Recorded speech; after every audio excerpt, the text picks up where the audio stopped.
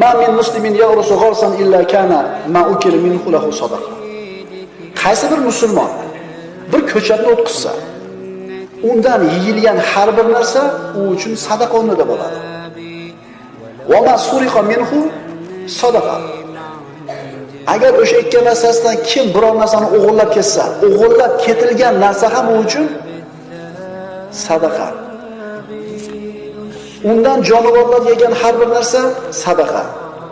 Hatto bu kishiga biror kishi zarar yetkazib qo'ygan bo'lsa, mana shu daraxtga yoki o'ziga, shu ham sadaqa o'rnida bo'ladi.